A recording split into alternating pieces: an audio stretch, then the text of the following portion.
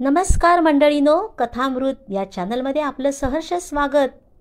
आणि आपण रोज एक कहाणी ऐकतोय.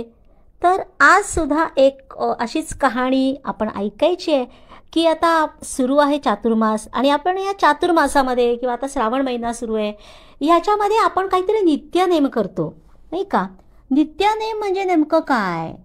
तर नित्यनेम म्हणजे रोजच्या ठरलेल्या वेळापत्रकानुसार करायच्या धार्मिक क्रिया. याचा अर्थ असा की रोजच्या जीवनामध्ये काही विशिष्ट गोष्टी नियमितपणे करणे.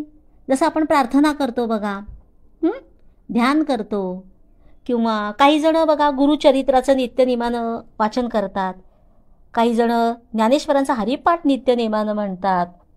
असे बरेच जणांचे वेगवेगळे नेम असतात की ते रोज ते करत असतात. नित्य म्हणजेच काय हो, तर नेहमी किंवा कायम असा अर्थ आहे ना. आणि याचा संबंध भगवंताशी आहे, ईश्वराशी आहे. ह्याचा संबंध ईश्वराशी जोडलेला आहे. नेम म्हणजे एखादं विशिष्ट कार्य किंवा व्रत. माझंही रोजचं व्रत आहे की केलंच पाहिजे. 108 वेळेला मी म्हणजेच एक माळ प्रभू रामचंद्रांच्या नावाची श्रीराम जय राम जय जय राम ही करणारच. त्यामुळे होतं काय की नित्यनेमामुळे भगवंताशी संबंधित किंवा धार्मिक कामांचा नियमित केलेला सराव असं म्हणजे नित्यनेम झालं बरं का.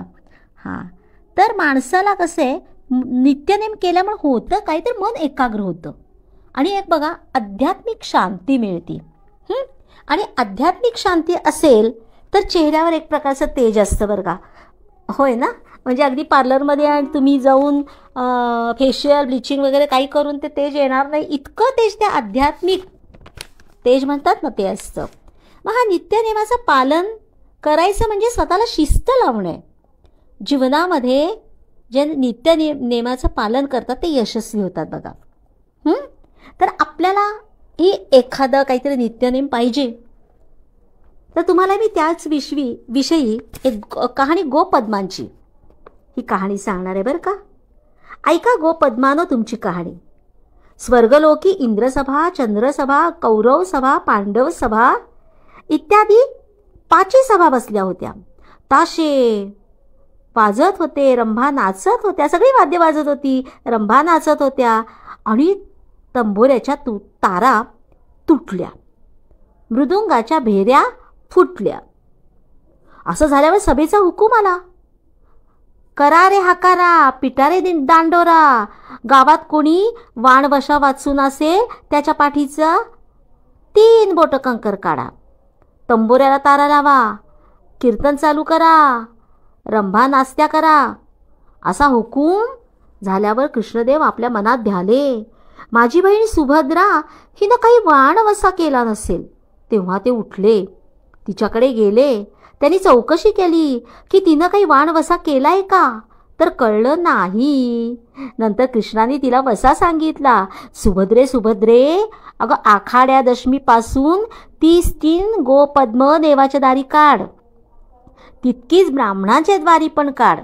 पिंपळाचे पारी काढ, तळ्याचे पाळी काढ व गाईच्या गोठ्यात काढून पूजा कर.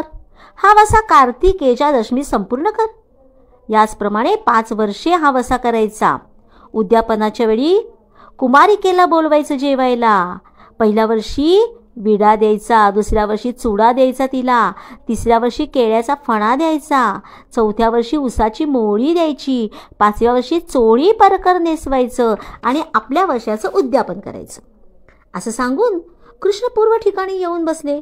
नंतर लागली सुभद्रेनं सांगितल्याप्रमाणे केलं. पुढे सभेत कळलं सुभद्रा वाणवशाशिवाय आहे. असं समजल्यावर तिकडं दूध जाऊन पाहतात तो तिनं वसा वसला आहे. पुढे येता गावाबाहेर एक हत्तीण वाणवशाशिवाय त्यांना दिसली. ती दक्षिणेस पाय उत्तरेस डोकं करून निजलेली होती. तेव्हा तिच्या पाठीचा कंकर काढून नेला. नंतर तंबोऱ्याच्या तारा जोडल्या, मृदुंगाच्या भेऱ्या वाजत्या केल्या, तशाच रंभा नाचत्या केल्या. जसं या व्रताच्या योगानं सुभद्रेवरचं संकट टळलं तसं तुमचं आमचं टळो. ही 60 उत्तरांची कहाणी 5 उत्तरी सुफळ संपूर्ण. तर मंडळीनो, आजपासून नक्की आपण कोणता तरी एखादा नेम करूया, नित्यनेम बरं का. ओके, चला.